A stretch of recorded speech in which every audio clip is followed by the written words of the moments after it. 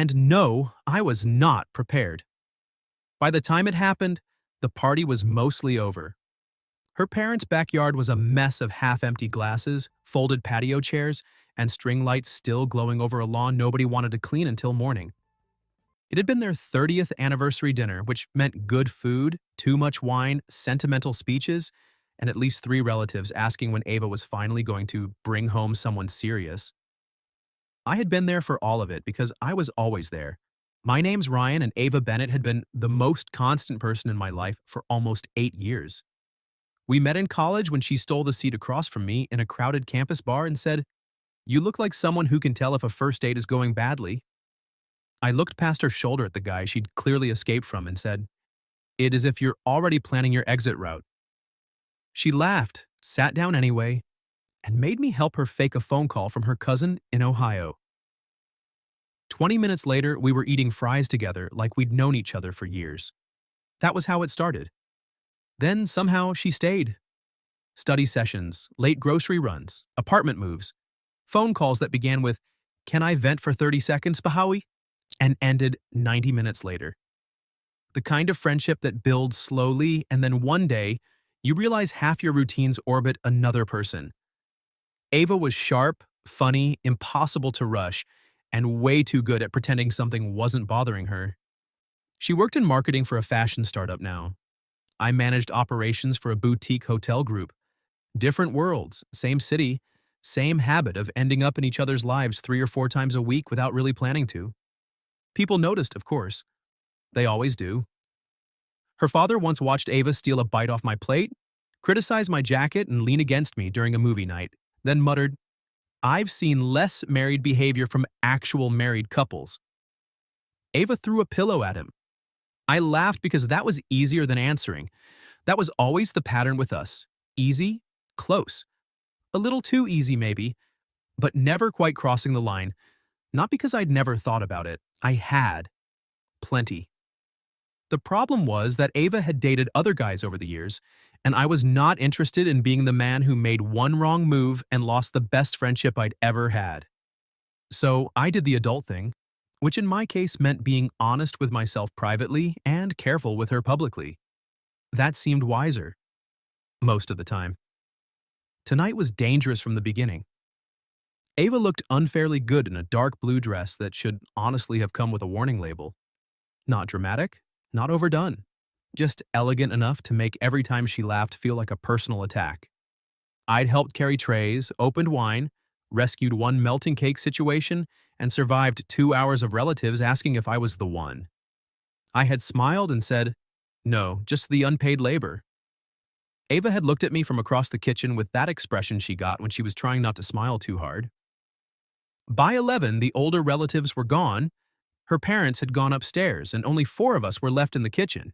Me, Ava, her cousin Paige, and her younger sister Lily. Lily was 21, loud in a lovable way, and had the kind of mouth that moved faster than her judgment once she had alcohol in her system. Which tonight, unfortunately, she did. Paige left first, claiming an early shift. That left the 3 of us sitting at the kitchen island with a half-finished bottle of tequila and 1 tray of abandoned mini desserts. Ava had kicked off her heels and tucked 1 bare foot under her.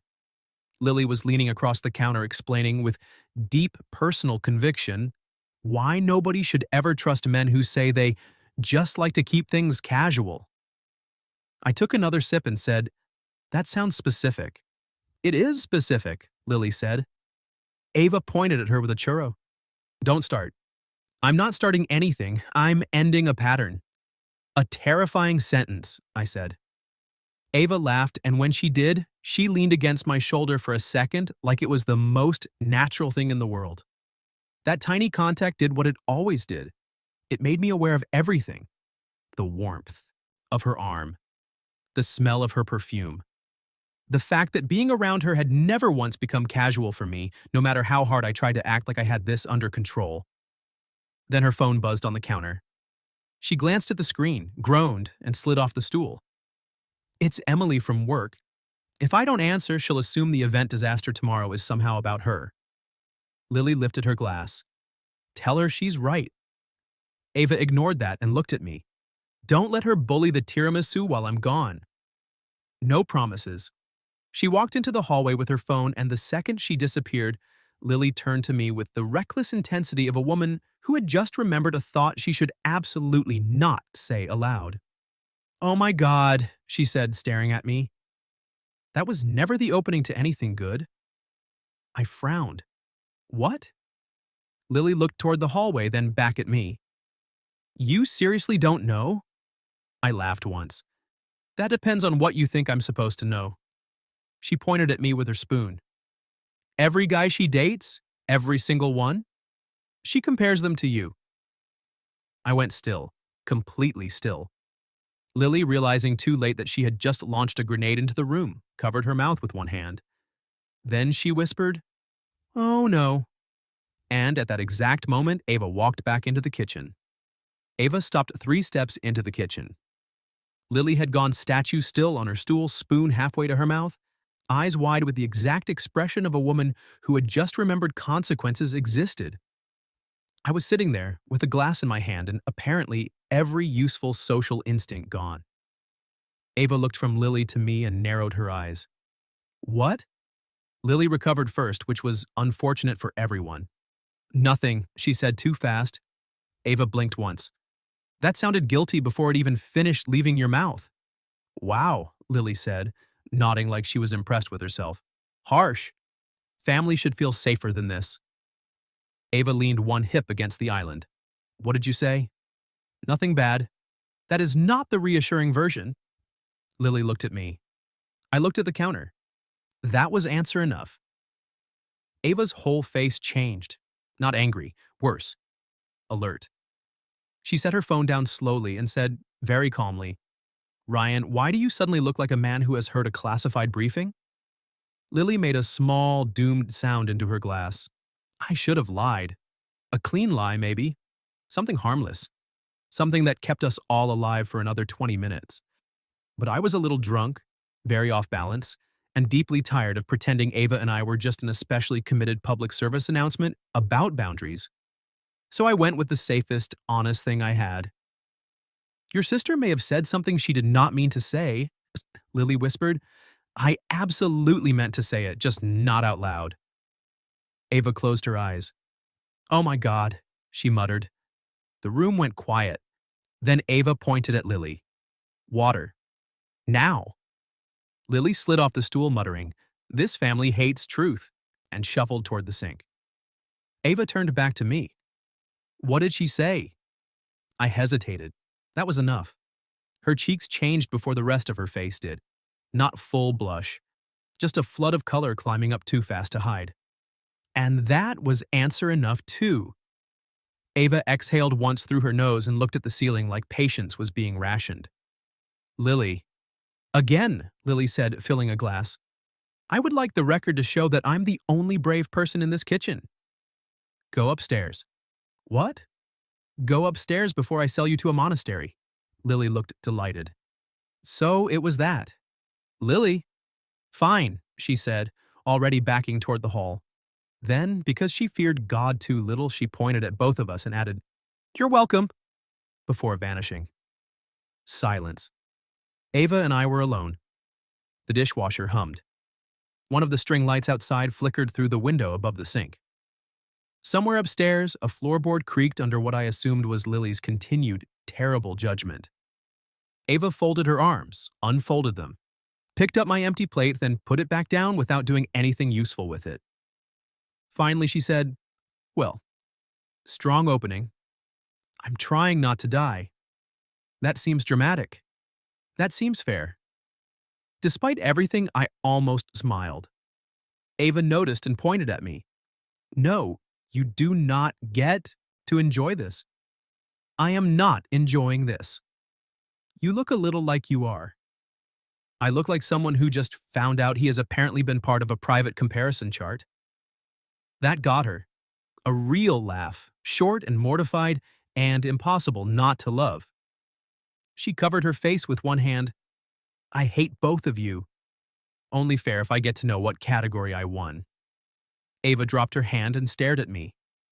You are being weirdly calm. I am not calm. No? No. I set my glass down. I'm trying very hard not to ask the wrong question first. That changed the air in the room. Ava's expression softened but only slightly, like she appreciated the effort and was still afraid of where it might go. Then she asked more quietly, "What's the right question?" I looked at her, really looked at her. At the bare feet, the blue dress, the way one hand was now gripping the edge of the counter like she needed somewhere to put her nerves. And because I had learned something from the last story we just told each other in comments, I did not choose the stupid route. I didn't joke. I didn't pout. I didn't act offended. I just asked the clean truth. Was she wrong? Ava held my gaze for one long second, then she looked down. Not out of shame. More like she needed the floor for a second because my face had become too dangerous to study directly. "No," she said.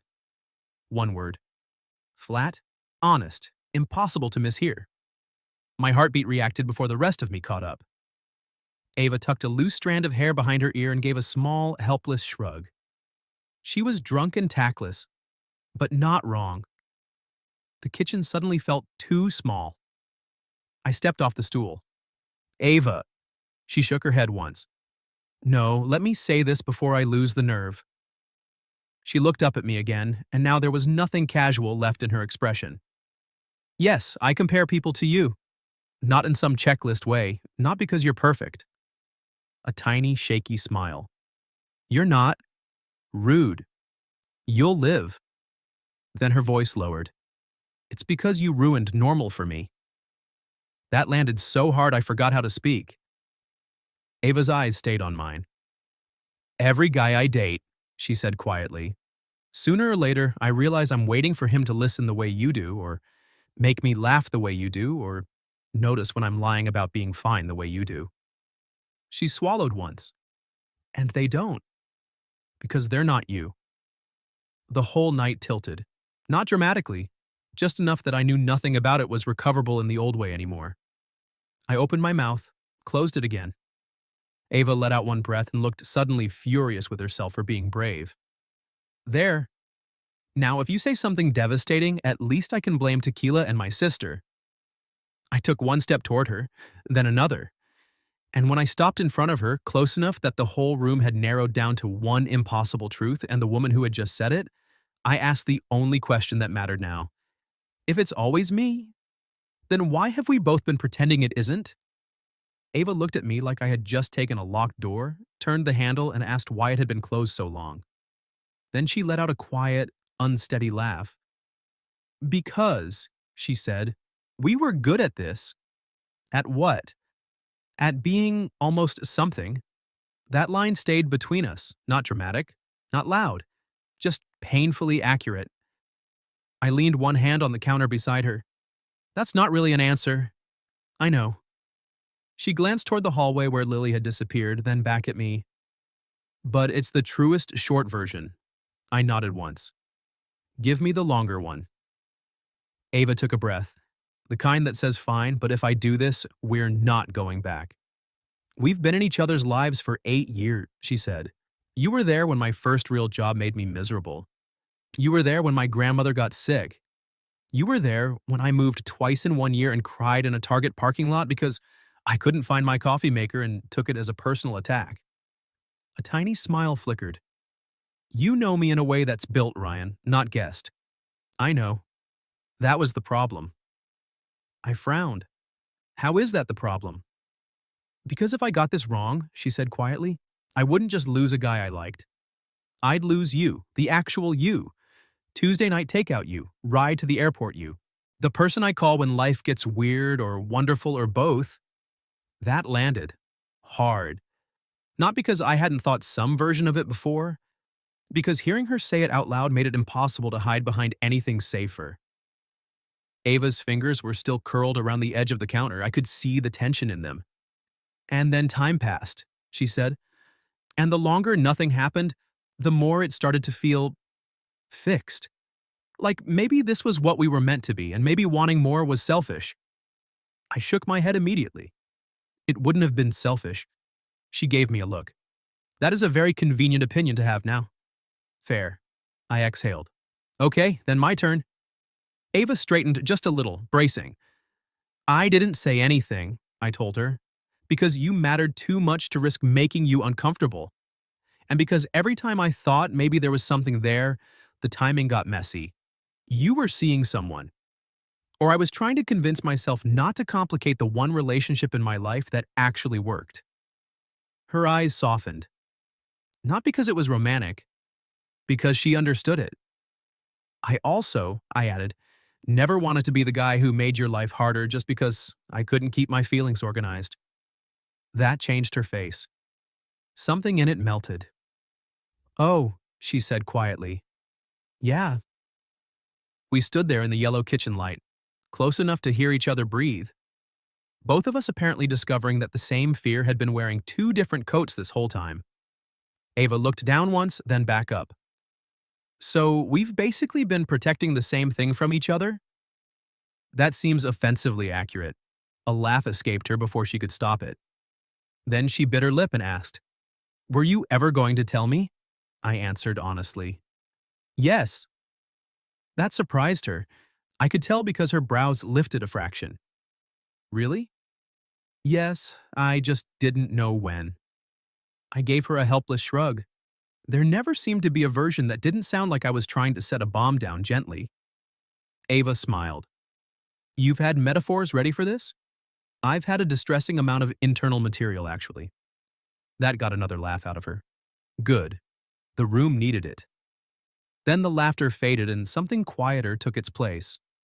Not awkward, just open. Ava's voice dropped. Can I tell you something worse? Please don't say you made a spreadsheet. Ryan, that wasn't a no. She rolled her eyes. I did not make a spreadsheet. But there was a night last fall when I had a date with that finance guy. Trevor. The fact that you remember his name is horrifying. He had loafers with no socks. I remember crimes. Ava covered a smile with one hand. Anyway, I came home from that date and sat in my car for 20 minutes, because all I could think was that I'd spent 2 hours with a perfectly nice man wishing I was telling the story to you already. My pulse kicked hard enough that I felt it in my throat. She went on, quieter now. That was the night I realized this wasn't just a passing thing I needed to get over. I looked at her for a long second, then I said, Ava, if I'd known that, you probably would have done exactly what you're doing right now. Tried to be careful. She wasn't wrong. That should have frustrated me. Instead, it made me weirdly grateful. Because it meant she had seen me clearly even inside my silence. I reached for her then, slowly, giving her every chance in the world to pull back. She didn't. My hand closed gently around hers. Ava looked down at our hands like it was both the most natural and most dangerous thing that had ever happened in that kitchen. Ryan, she said softly. Before I could answer, footsteps sounded in the hallway. Lily reappeared carrying a bag of chips she absolutely did not need, took one look at us standing there hand in hand and froze. Then she whispered, with the reverence of a woman witnessing history, Oh my God, I actually fixed it. Ava dropped her head. Leave. I should, Lily agreed, but I am also deeply invested. Lily. Fine, fine. She backed away, pointing at both of us. But for the record, if you two waste this, I will become unbearable. She vanished again. Ava laughed helplessly into her free hand. I smiled. She's not wrong. Ava lowered her hand and looked at me. Really looked. Then, in a voice that was suddenly very small and very honest, she said, Ryan, if we stop pretending now, I don't think I can go back to how this was before. I squeezed her hand once. Good, I said quietly, because I don't want to go back either. Her breath caught, and just as she started to step closer, her mother's voice floated down the stairs. Why is nobody cleaning this kitchen? Ava closed her eyes and muttered, This family is a curse. I laughed softly, but when she opened her eyes again, there was no retreat left in them. Only one unfinished thing. And we both knew exactly what it was. Ava's mother called down again, louder this time. If I come downstairs and find tequila glasses fossilizing on my counter, I'm disowning all of you. Ava looked at me, still close enough that her hand was warm in mine, and whispered, "See? Curse." I smiled. "We should probably prevent the disowning." "Probably." Neither of us moved right away. That was the problem. Once you stop pretending, even a kitchen you've stood in 100 times starts feeling different. Charged, narrower somehow. Like the whole room knows something has changed and is waiting to see if you're brave enough to act like it. Ava let go of my hand first, but only because she had to grab plates. We cleaned in a kind of dazed teamwork. Me loading the dishwasher, her stacking dessert plates, both of us hyper-aware in the most ridiculous ways.